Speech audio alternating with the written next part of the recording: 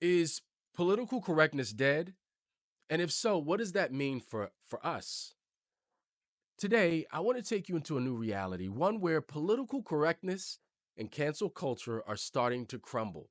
And the question we're left with is this: are we witnessing a new era of honesty or the beginning of something much more divisive? PC culture. It started out as a call for respect, right? A way to encourage people to consider how their words impact others. Think of it as social guardrails. But over time, those guardrails got tighter, turned rigid, and transformed into a thick rule book. One wrong word, you could lose your job, your friends, even your reputation. Now, imagine this: you're at a family gathering and a tough topic comes up, maybe immigration. Maybe it's George Floyd and police brutality. Maybe something as everyday as education.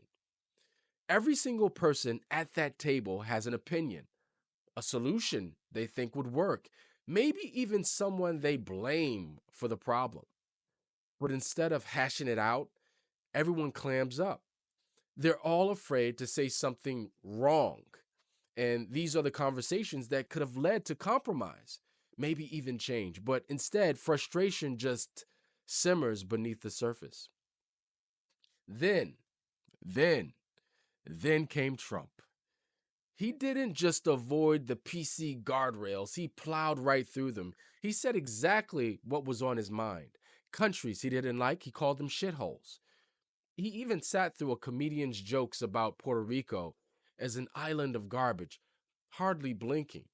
And for a lot of people, this was a breath of fresh air. He'd opened the gates for people to say whatever they wanted and not just survive, but thrive. And here's the thing. If he could defy all the rules without paying the price, others thought, why can't I? And this is where we are now. More people feeling free to say what they really think. No filter, no guardrails. And sure, to some, it feels liberating. But here's the real question: is this new bluntness actually bringing us together?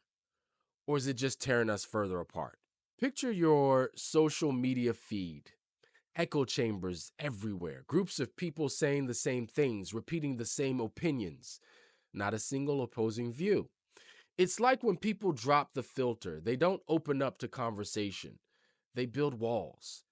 People start to retreat into smaller, safer circles where only certain voices feel welcome. So, are we really gaining honesty or just deepening the divides? Now, let's talk about what's at stake if PC and cancel culture collapse altogether. Imagine this: you're out at a restaurant and the person next to you casually drops a racial slur during an argument. Or picture this: you're at work and your manager makes a joke that crosses every line. But no one bats an eye, right? It's just a joke. This new freedom people are embracing doesn't just lead to honesty, it creates a world where slurs, offensive remarks, and harmless jokes are normalized. No boundaries, no shame. And when it becomes acceptable to say anything to anyone, we're not just opening up free speech, we're opening up hate. Imagine a world where people openly throw out the N word or weaponize slurs against LGBTQAI plus members just because they're angry at them. What happens then? Suddenly, hate becomes public, accepted, even normal. Is that really where we want to go? That's the question. Or what about empathy? PC culture, despite its critics, encouraged people to stop and think. What if my words hurt someone? What if my actions impact someone else? Without that reminder, do we start seeing people as objects to be criticized instead of individuals to be respected? And let's think about the next generation. Kids today are watching all of this unfold. They're growing up in a world where people say whatever they want, consequences be damned. Are we teaching them that respect and tact no longer matter? Are we setting them up for a society where being loud is valued more than being kind? So, where does this leave us? Are we breaking free from outdated restrictions, or are we just breaking apart? Trump's legacy is complicated. He didn't just make his mark, he redrew the boundaries of what's acceptable. But here's the question: did we trade diplomacy for divisiveness? Are we moving towards a more honest world or just a more fractured one? What do you think? Are we seeing a new kind of honesty or just the breakdown of respect? If this got you thinking, hit subscribe for more deep dives into the forces shaping our world today, the relationships, romantic and otherwise.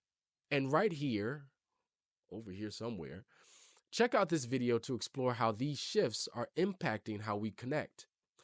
And until next time, remember, words matter, and so do the standards we set for them. Peace.